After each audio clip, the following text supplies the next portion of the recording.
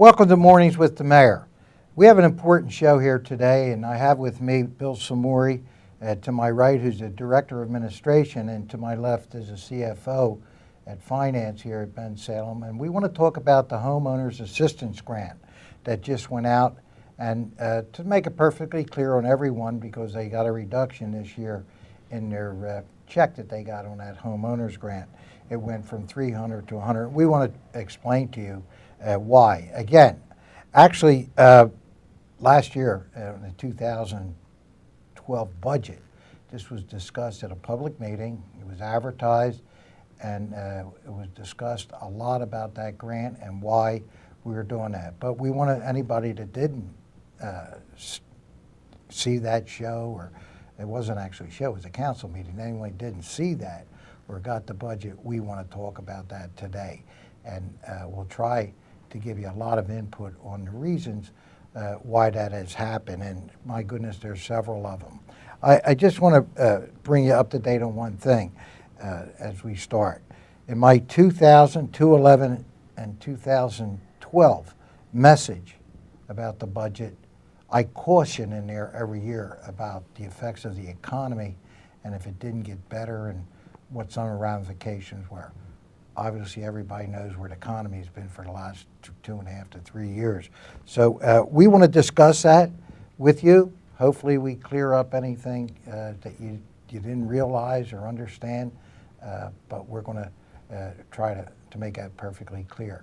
So I'm going to start out with Bill Cmorey, who's our Director of Administration, and just to bring a little up to date on Bill. Bill's been here for many, many years. He's in-house grown for 30-some years, Bill? 34 years, Mayor. 34. Yes. 34 years Bill's been working here in Ben Salem, and when I tell you he knows the township, he knows the township. He's worked in almost every department that's been here, and I'm delighted that we have him for our Director of Administration. Bill, you want to say a couple of words? Well, Mayor, the fact is with the homeowners grant, there are a number of reasons why we had to reduce it this year. As you've said, you have, I guess, cautioned the public that we will, if the economy continues the way it's been going on, that we're going to be facing some tough decisions in the future. Those decisions did rear their ugly head, especially quickly back in 2010. In 2010, we ended up starting a reduction of our workforce.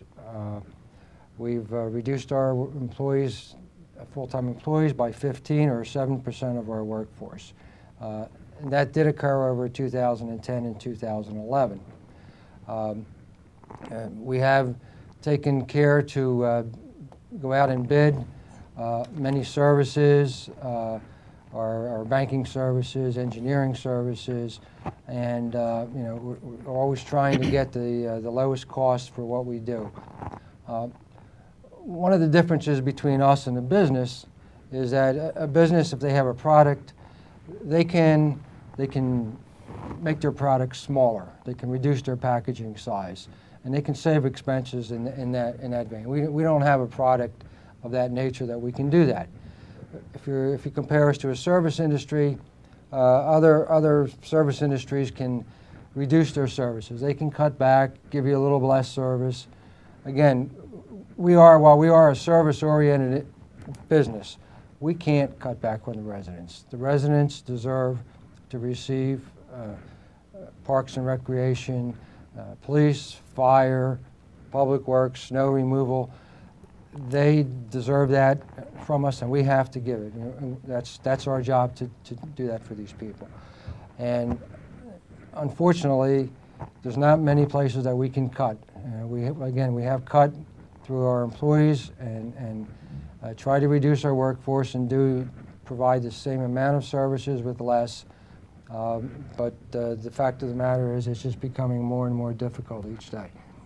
I want to bring up, Bill, something that I did one with you when you were head of community development, community affairs, right? Yes. Community development. and your job and administrative job came into one. That's correct. So we haven't even discussed that as one of the people that we did away with, as far as it wasn't a matter of unemployment or, asking somebody. We just did it through attrition, the way it worked out. We did not replace anybody. And the other place is down at building and planning, Yes. where we never replaced our zoning officer. The director has taken over that job additionally. So we've tried to not spread out, but bring in the government, less government as much as we can. The very important thing here, very, very important, and I can discuss this many times, our police force. I refuse to cut the police force with manpower.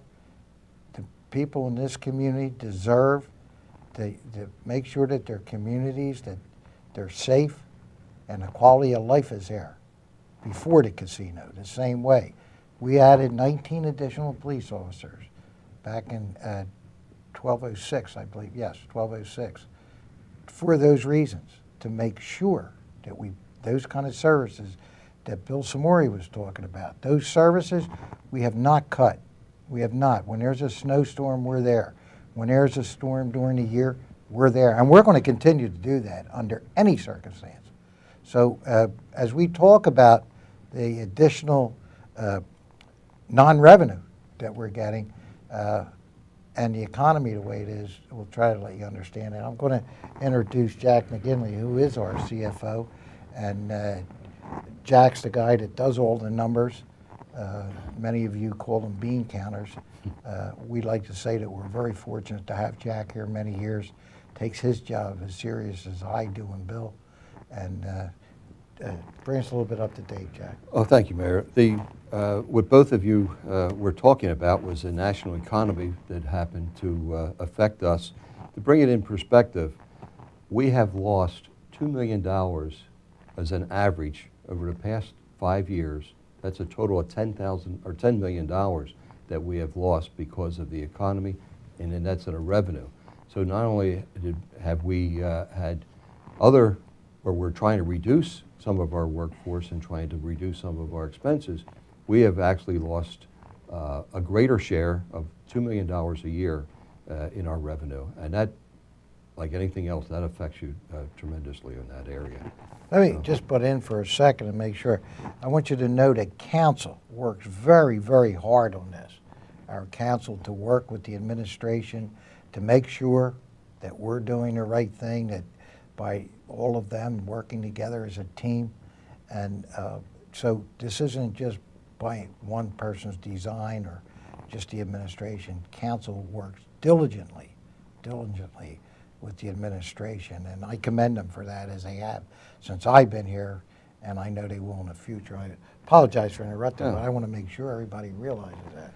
And the reason that we're using the 2007-2008 area, that is when we first started receiving the casino money. And from 2007 to 2012 with our budget, our expenses have gone up 2.7%, excluding the new officers that we've added, that, as the mayor had said, for security purposes, for protection. Let me interrupt you again, and correct me if I'm wrong, but I believe the police are 71% of our budget. That is correct, sir. That is right. Which is important. I'm pointing it out for the reason that to be able to give this kind of service and everything, it's expensive. And to me, they do a fabulous job, and that's not someplace where we can cut, because we need those men and women out there protecting us. And that's the safety protection that we're looking at, and I think that's extremely important. And the 2.7% that has increased is very similar to the inflation, the cost of living that everybody would be looking at their own home, meaning that we still have fuel, electric, property insurance, et cetera, that we have to continue to provide. And so the 2.7% that we've had increases, small amount, but it is in line with... I got to interrupt you again. Yes, sir. All of you, I'm sure you know in your own budgets in your home, just the electric and the fuel. Our fuel increases have gone up so dramatically, and in this year, in 2012 and 2000, it's just incredible. And I know you all know that because you're filling your car, you understand what's going on. In an economy that's on the downturn, our costs are going up. I'm sorry, Jack. To go in line with that, our fuel has gone up double since 2007. That's our fuel for the vehicles. Our electric has gone up, and so has our property insurance has gone up somewhere around 60%. So we keep having these increases, and what we've done is to try to keep our expenses down, but we've gone out for bid on our fuel and trying to get the lowest price that we can get, as well as we've gone out to bid on a number of different items. We've even changed our electric supplier to make sure that we have the lowest cost that we can possibly pay. And again, as been mentioned before, we've had a reduction of our workforce as well. Well, hold your thoughts and anything. I want to go over to Bill. Bill, over the years, we've worked together, and with Jack, the three of us primarily working on, we do the budget not once a year. We're doing the budget every week. Get a full report every month to make sure everybody's on target. So you might want to talk about that. True, absolutely, Mayor. You and the council have, given us the task of making sure that we monitor the budget constantly. Each department head is given a recap of the budget monthly by Mr. McGinley. We go over it with them. If we see any areas where their expenditures are starting to get out of line a little bit, we bring it to their attentions and tell them they have to rein it back in. Conversely, where there are any revenues that are projected to come in for a particular department, if we see they're laxing or slowing down, we try to look at the reasons why they're slowing down. Is it something that we're doing internally that we're not getting out and collecting the revenue, or is it something that just, again, economy driven? So we are constantly on top of the budget and trying to make sure that we keep in line with what the projections are for each department. Thanks, Bill, and certainly we'll continue to do that as we Absolutely. up to the date that we present our 2013 budget. Something else, I don't know if you're aware, and maybe some of you participated in this, a lot of people in the last 3 years have appealed their assessments on their homes. We lost a lot of taxable revenue on that, not just on homeowners, but on businesses. Got major reductions. That's revenue that we lose. And without any building going on, as it hasn't, that's a negative. It's just an entire negative. So another thing I want to make sure that we've got questions on. The casino pays us a set amount every year. No matter how much money they make, if they make so much more and they're doing so good, we don't get more money. We don't. It's a set by the legislature, how much we get. It's $10 million, and there's $1 million from table games that comes to us. And you may read in the paper, sometimes you'll see the adjacent communities, they receive revenue through the county. The county is the one that distributes them. They also get 2%. So they distribute their money to the people that abut Bend Salem, that the impact on their whatever, they get casino money for that. And we're also eligible for that, and we go in and we plead our case to get additional revenue. And sometimes, well, like Towns Against Graffiti, we get revenue we have for the last so many years. We put in for that, but that's all for Lower Bucks County, but we're the ones that take care of Towns Against Graffiti. So things like that. So just want to make you aware of that if the casino doubles the amount, well, I should make that clear. Let me back up for a minute. Our revenue is 2% or $10 million. Where we are right now, and I'll get Jack over here to clarify this because I want to make sure my numbers are right. I believe that if we were getting 2%, it would only come out to 7.5 or 8 million. It's slightly higher than that, but because it does, each year it gets a little bit different. It has been a downturn So- recently, but that's close. So let's say 3-4 years from now, that they're booming and they're making money and it gets above 10 million that they pay us, right? Yes. And then we get 2% of that. But we're nowhere as close to that yet, and we haven't been. So I just want to make that clear, and any questions, certainly, individually, you can call me, and we'll bring that up. But I think that's important, that people know that, because I know in the paper they think because the revenue, the casino's doing well, that we get more. We don't. We don't. Bill, is there anything you want to add to where we're at here, or something that you think? Sometimes we don't like to toot our own horns enough, but I think we're the only community that gives the homeowners grant The only one in the state. in the state that does this. So I think, again, it's a testament to yourself and the council for being able to do that. And again, the economy are playing against us and allowing to continue to do it, but I hope there's a light at the end of the tunnel, really. I hope the economy turns we, around. I think we're doing everything we can on our end to see that light doesn't go out. Yeah. But, Let me bring something else out. You know me, I talk about teams all the time. Well, I certainly worked hard, and I worked hard with Senator Tomlinson and Representative Jean DiGirolamo when this bill was up there. They deserve a lot of credit for going and making sure that we get that and working. I worked with them.